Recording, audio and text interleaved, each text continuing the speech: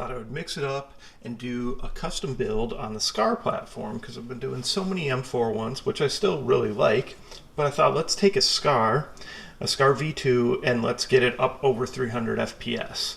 So obviously there's a lot of ways we could do that, but I had some extra Gen 8.5 gearboxes around that already had metal gears in them, that already had, you know, upgraded motors.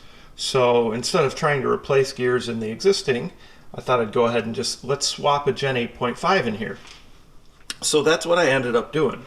So I showed a video where you got to see the inside of this, the EMERBU SCAR, and then I also showed you an EMERBU Gen 8.5 gearbox so you could see some of the differences. Slightly different size, not a big difference, but a slightly different size, enough that there was a little bit of cutting I had to do on the inside of the shell, or sanding I should say, to make things fit. And then I had to remove a piece, you know, down there where that connects because the motor was longer.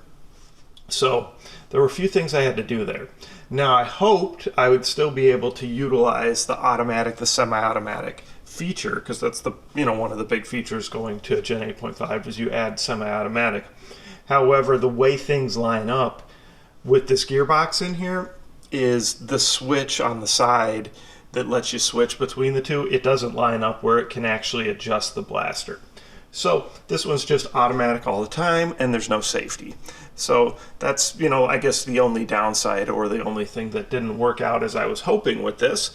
But overall, otherwise it did, and I think it's pretty nice. So I'm going to talk to you a little bit about some of the changes that I made, and kind of go through the different kind of customization. So obviously front end looks a little different. So there's a 3D printed piece right here that kind of extends it out a little bit.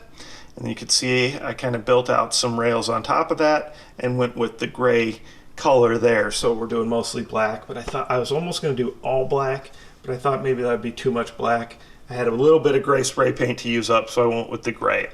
So you got your rail extensions along here, and these rail covers kind of serve two purposes, right? I think they look cool, but also they help keep this front end attached to this piece, right? So this 3D printed piece out here, these just basically help stabilize everything and keep it attached. That was an easier, better way to do it, I thought, than trying to glue or plastic weld or anything. It wasn't gonna look nice, I didn't think. So this way, a lot cleaner look, and that's gonna help hold it on. And there's even one of these pieces right here that just, again, is helping to just keep everything in place and look nice and kind of bring it all together. I ran out of this gray spray paint, and that's why this one's black down here, because that was an afterthought that I added on. Put a threaded tip on there, and then obviously just have a cool little, you know, fake suppressor flash hider there on the front.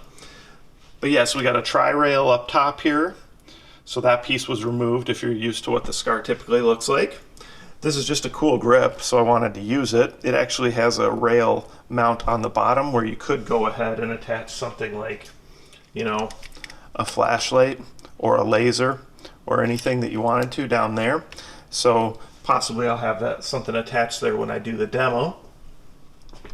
Put a different cool kind of knurled, different looking, you know, grip there for the priming feature. And of course the priming feature still works fine.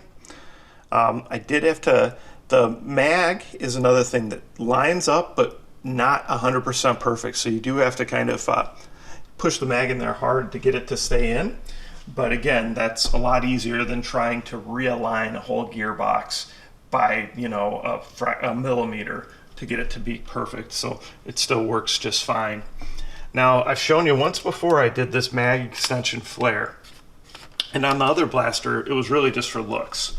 But on this one, since I had to remove this screw that holds the grip together, this is also serving a purpose of holding the grip together, right? So that's what I did that for there on purpose. And then you can see, obviously, went out here and, you know, went into a buffer tube. So we got a buffer tube, we got our battery back here. There was that piece that's basically just a static piece that's part of the shell. I had removed that there, and I thought I'd be able to put a little, you know, selector switch, but that didn't work out. So this is just a little filler piece switch that goes in there. So that's slightly different.